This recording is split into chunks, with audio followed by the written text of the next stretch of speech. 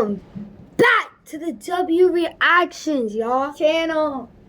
So basically what we're going to be watching here is cave divers that meet their fates.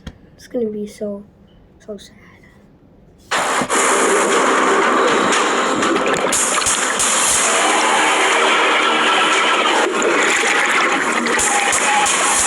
On February 14th, 2014, 5 Finnish cave divers set out for the ultimate challenge: to traverse Norway's ice-cold underwater Pluragrada cave from end to end.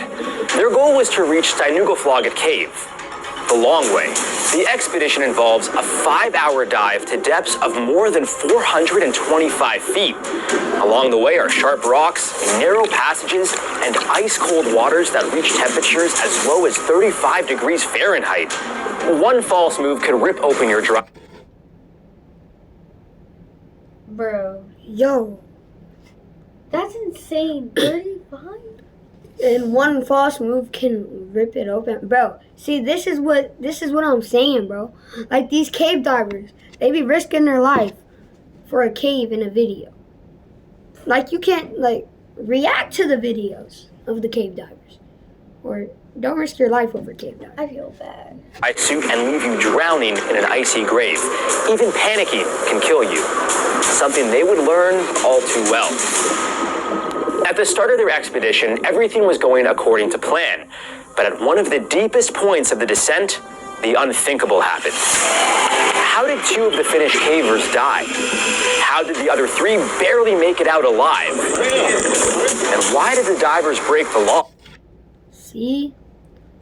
3 barely made it, and the 2 probably panicked, and that's how they died. Like, you gotta be, like, you gotta know all your stuff. Before we dive deeper into this one, make sure to like and subscribe for more incredible survival stories. Plura Cave is located beneath a 115-foot wide river.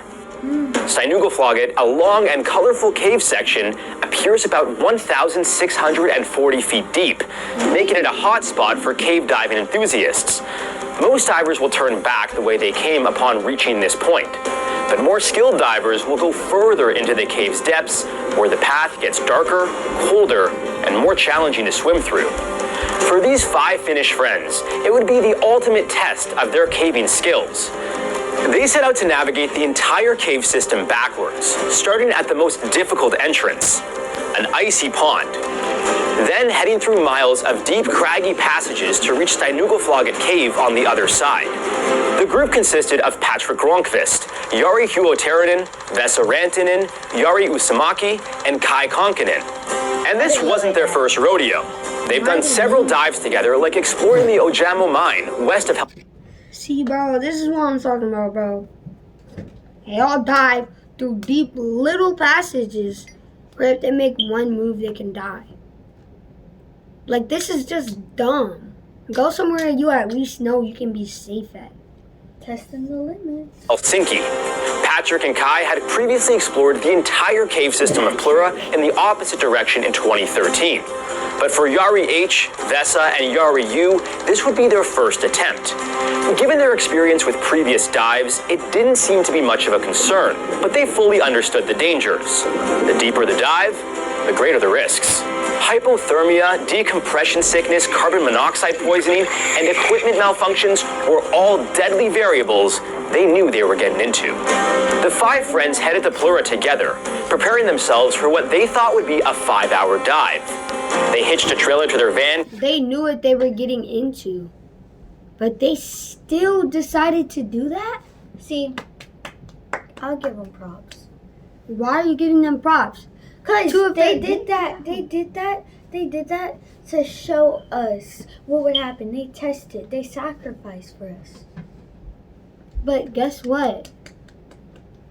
2 of them died and 3 of them barely made it alive. It still was kind of dumb. I feel bad for them. No, it's dumb. I don't feel bad for them. They did that themselves. They put that on them. They shouldn't have did it. Like, dang. Containing a snowmobile, underwater scooters, dozens of diving tanks, and necessary gear. Together, they created a plan to ensure the dive went smoothly and safely. They broke ice at the pond late in the afternoon, expected to resurface before it got too dark. Instead, they would be below the surface for nearly half a day. Before we go fishing for more survival tips, I'd like to introduce you to today's video sponsor, one of my favorite mobile games, Fishing Clash. I have so many fond memories of fishing as a kid, from my very first catch canoeing with my dad to that big pike that broke my rod. With Fishing Clash, I can relive these memories and build new ones right here on my phone. You could fish anywhere across the globe, even where this episode takes place, in the icy waters of Norway. From freshwater to saltwater, there are tons of different fish to reel in. Catfish, trouts, the same real-life MLF events on your phone and win in-game rewards. Download the game using the QR code and be sure to follow their socials. Oh yeah, we got something here. Oh, no. The Finns decided to split up into two groups. Patrick and Yari H going first, and then Vesa, Yari U, and Kai following suit.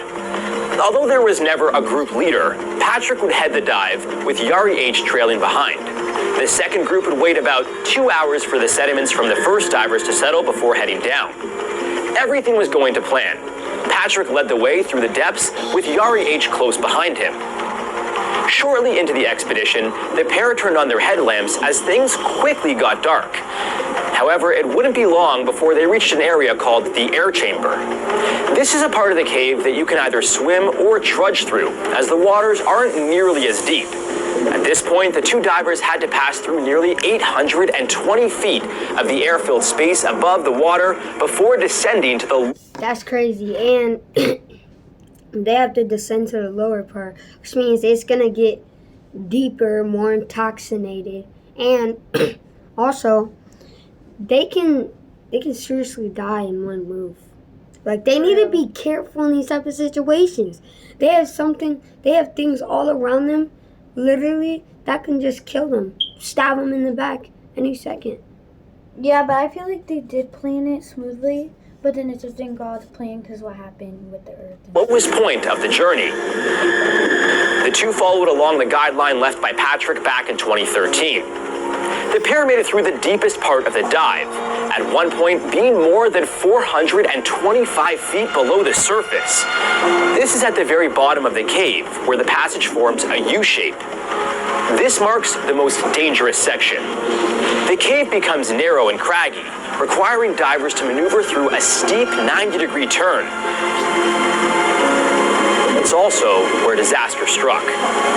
As Patrick continued, he soon noticed his partner was no longer behind him. He looked back and noticed light flickering in the distance. That's when his worst nightmare became a reality. 367 feet below ground, Yari H was tangled in their guideline. Waving his light to signal distress, Patrick quickly swam toward him to help. Yari H began to panic. His rapid breathing put him at risk of carbon dioxide poisoning, otherwise known as hypercapnia. When talking about the rebreathers and the type of oxygen tanks the divers were using, Patrick compared it to breathing into a paper bag. Specifically with the closed kind of oxygen tank and mask the divers were using, if they were to start breathing too rapidly or panic, the system wouldn't be able to filter out all the carbon dioxide produced by the body.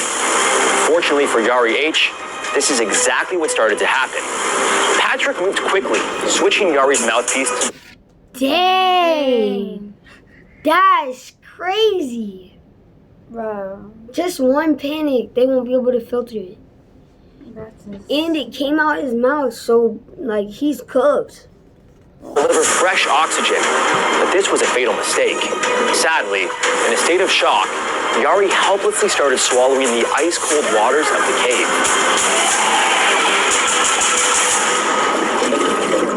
Patrick was terrified, but he knew he had to keep calm so as to not suffer the same fate as his friend. With the mentality of leaving no man behind, Patrick tried to free his friend's lifeless body, but to no avail. All that was left to do was to continue onward to Steinugafloget Cave and get help. For cave divers, time is of the essence. Every extra minute spent can tack on hours of decompression needed.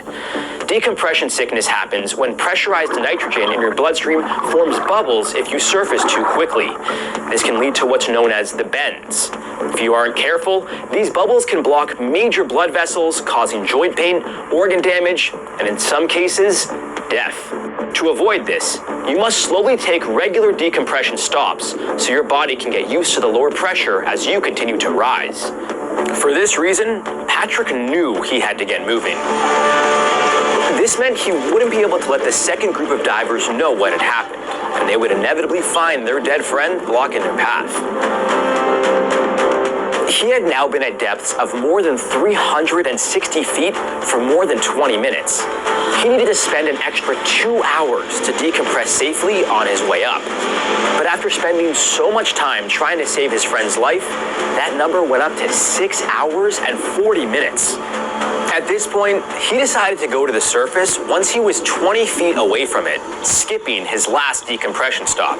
After being underwater for 7 hours, it was worth the risk, as he was running low on oxygen. Meanwhile, the second group was en route, and things were about to go from bad to worse. Vesa Rantanen was the first diver in the second group to discover what had happened. He had to decide what to do when he got to the narrow place where the first diver got stuck. His options were to try to... It's crazy, y'all. Bro, this is insane. It went from bad to terrible, terrible to worse. Pass his dead friend, or turn around and attempt a very long and difficult journey back. He decided to go forward, which was the right decision, but it took him more than 15 minutes to get past his dead comrade. Vesa also had to remove some of his gear he was carrying to get by Jari H's body, but would eventually catch up to Patrick. Still, 2 other divers, Jari Yu and Kai Konkinen, would need to pass through. It's unclear what exactly happened, but police reports believe that upon finding his dead friend, Jari Yu also started to panic and passed out due to carbon dioxide poisoning. Kai, trailing behind Jari Yu, tried to come to his aid, but unfortunately couldn't save him in time. Again, in a situation like this, as tough as it may be, not letting your emotions get the best of you could be the difference between life and death. Get the QuickBooks mobile app. Simply snap photos of receipts, tap, and sort transactions automatically. Categorize business and death. As difficult as it likely was to see his dead friend, had Jari Yu remained calm, he would have survived the way his 3 other colleagues did. Unlike Vesa, Kai decided to take a longer route back to safety, turning around and heading back the way they came. After nearly 11 hours in the water, accounting for decompression stops, Kai would make it out of Plura Cave and had to break a thin layer of ice to get out of the water. Although Patrick, Vesa, and Kai all survived the dive, they dealt with severe decompression sickness, as well as the psychological torture of having to see their 2 friends pass away right before their eyes. Given the quick ascent, Vesa started to feel pressure in his joints, elbows, and knees, a very common symptom of decompression sickness. Patrick also reached the surface 30 minutes before his diving computer told him it was safe to do so. In total, what he expected to be a 5-hour dive turned into an 8.5-hour nightmare for Patrick. Initially, he was unsure if Vesa was still alive. It took Patrick an hour before seeing his friend. Vesa ascended to the surface nearly 90 minutes before he was supposed to. Due to a lack of oxygen available in their tanks, the divers could no longer risk suffocation and had to deal with the effects of decompression sickness. Thankfully, the 3 men got medical help and fully recovered. Vesa's decompression sickness was... Thanks to the medical help. I'm so glad they recovered, bro. But watching your friends die right in front of your eyes, that has to be so painful. Like, I wonder if they got the 1,000-yard stare, not even gonna lie. But that had to be so painful. No, that's only like if people see a lot of other people die. Like in the war. the most severe, requiring him to be treated in a recompression